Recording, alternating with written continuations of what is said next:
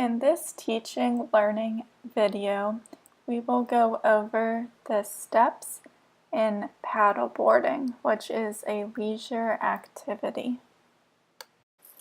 The challenge presented to Julia, our learner, is monocular vision, which causes a lack of depth perception.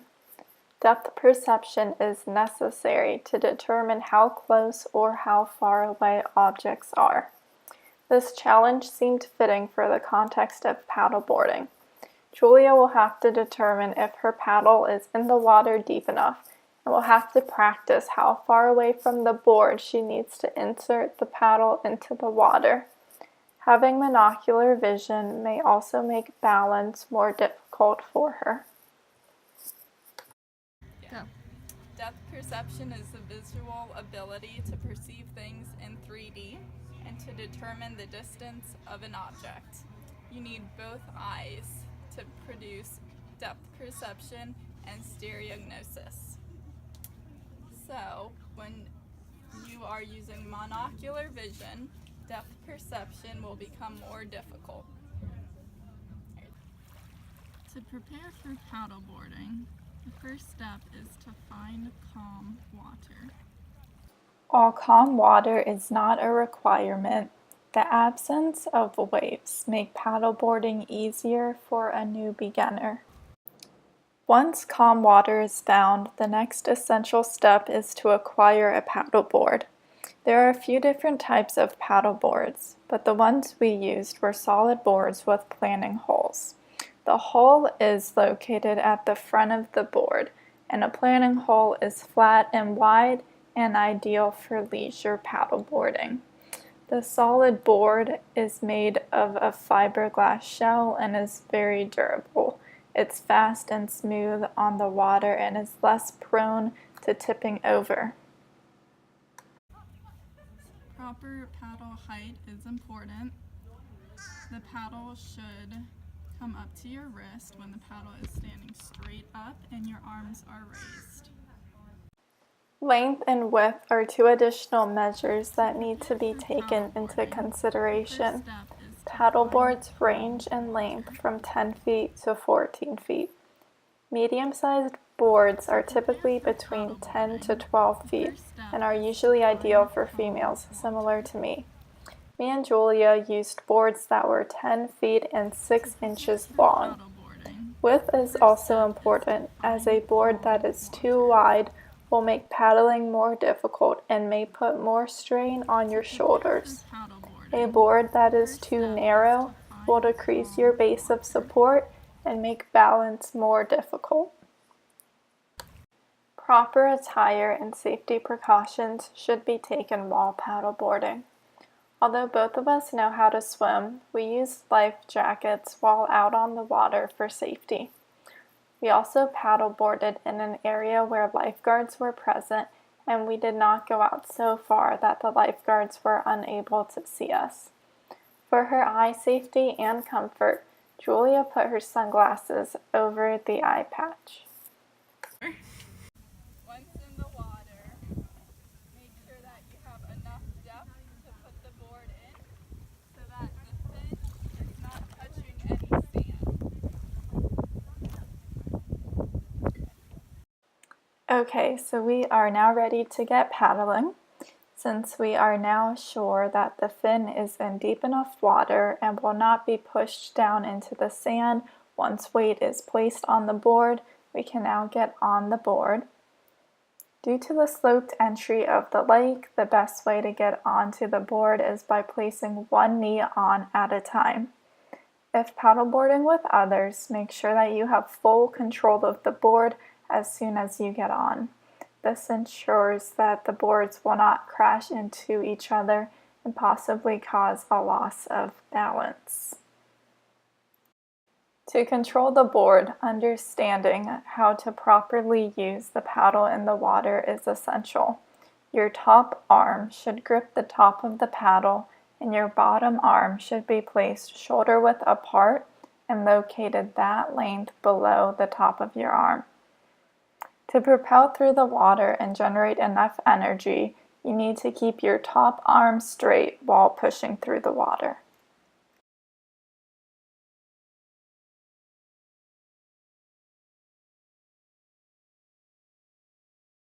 It is easier to maintain balance with a lower center of gravity. This is why we began paddling on our knees. Once enough confidence is built paddling straight forward on the knees, we move into learning how to turn the board in the water.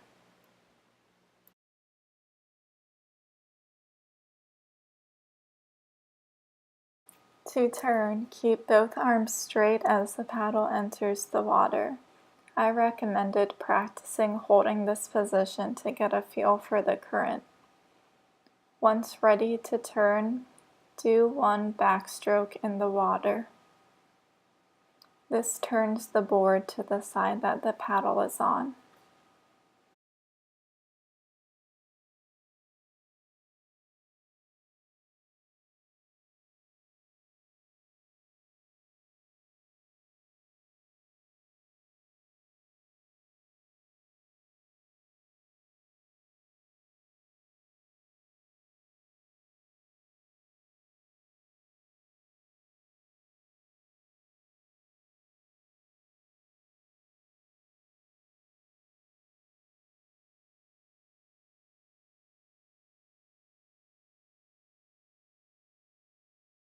When paddling with others, try to maintain control of the board so you do not get too close to the other people.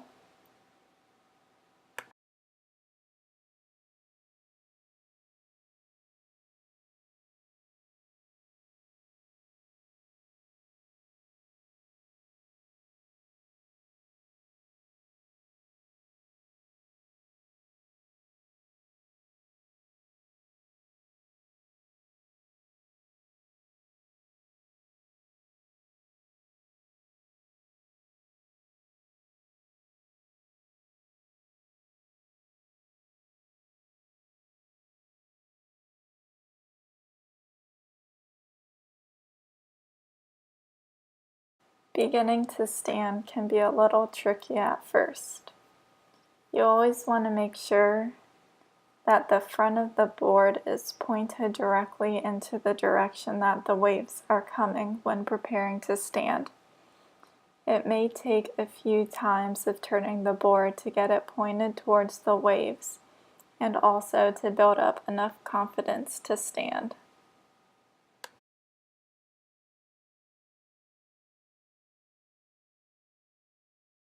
To begin standing, place the paddle in front of you and horizontally across the board. This allows you to use both of your hands to push up as you stand. If you feel the waves push your board sideways, use the paddle to straighten the board again so you are facing directly into the waves.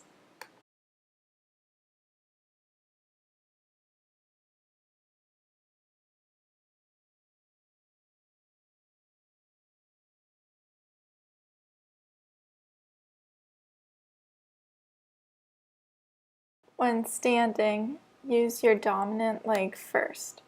Put your dominant foot flat on the board first. The board has a center marker. Use this as an indicator to distribute your weight around it. This is what the center marker looks like. It serves as a hand grip for when you are carrying the board out of the water. This may not look like it is in the center of the board. However, due to the build of the board, this is where the board has the most mass. It is also better to be positioned slightly behind the center of the board to have better control of the fin. Once again, the current and waves will push your board sideways, so adjustments must be made before standing.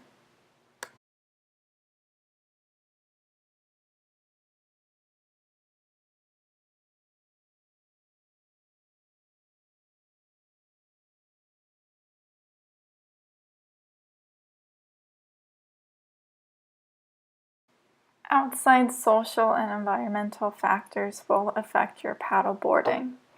Boats create waves coming at different angles. I told Julia to wait to stand and to observe the direction of the waves produced by the boat.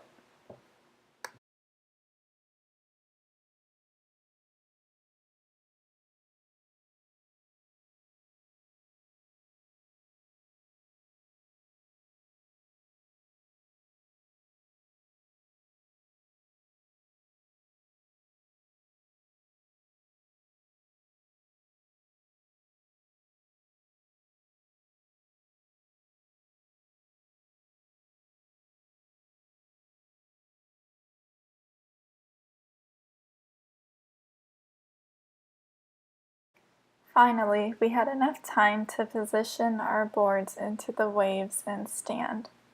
Once standing, distributing your weight equally is important. Place your feet at least shoulder width apart on the board. In addition to this, stabilizing your body and preparing for balance challenges is also important. I instructed Julia to put her left foot a few inches in front of her right foot on the board. This helps stabilize the board as well as help you maintain balance and compensate for any balance losses. Practicing turns while standing may seem scary at first. Julia did very well using the paddle in the water, especially considering the fact that she had monocular vision and no depth perception. She was able to figure out through trial and error how much of the paddle needed to go into the water.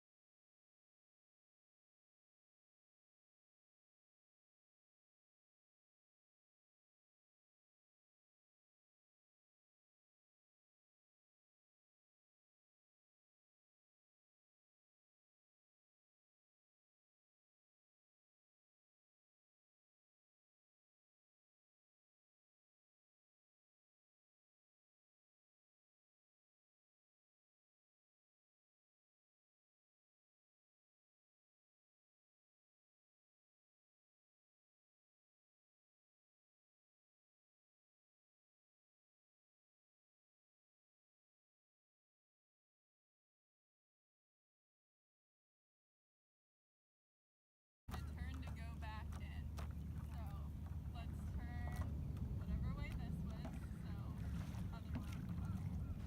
Here we are working on our turns while standing again. We have been maneuvering the waters, but learning how to turn the board to point it in the direction you need to go is necessary for paddling into the shore.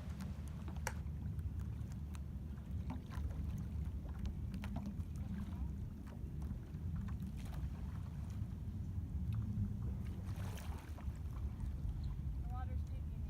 We're gonna go right in there, so it should help you a little. Alright, so do the stop it.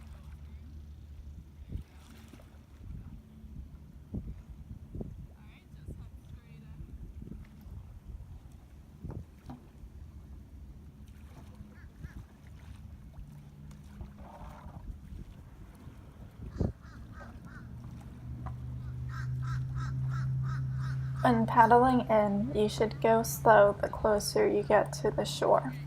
This is because the water gets progressively shallower and you are more likely to hit something on the bottom of your board, which may cause a loss of balance. When the water gets shallower, it is best to go back to paddling on your knees. This method is safer than standing while in shallow water. If you were standing while paddling in shallow water and fell, you would be at an increased risk of injuring yourself. While paddling in, it is necessary for you to use your paddle to touch the bottom of the water where the sand is. This helps you detect how shallow the water is and lets you know if it is safe to climb off the board. When getting off of the board, you must manage both the board and the paddle in the water. It is easiest to hold the paddle in one hand and slide the board up onto the sand. You must be aware of the fin and make sure that it is not being pushed into the sand, as this may bend or damage it. Before letting go of the board, make sure that the majority of its body is out of the water. If waves are able to reach more than half of the board, it is at risk of being drawn back into the water. Paddleboarding is an enjoyable leisure activity that requires physical exertion and good balance. This activity could be easily modified for persons with a variety of conditions due to the simplicity of the materials used. While the paddling itself may look simple, it is a difficult skill to perform, especially due to the fact that the water tides change often and you have to position your board properly in the water. Julia did great with her challenge and was relieved that she did not fall into the water.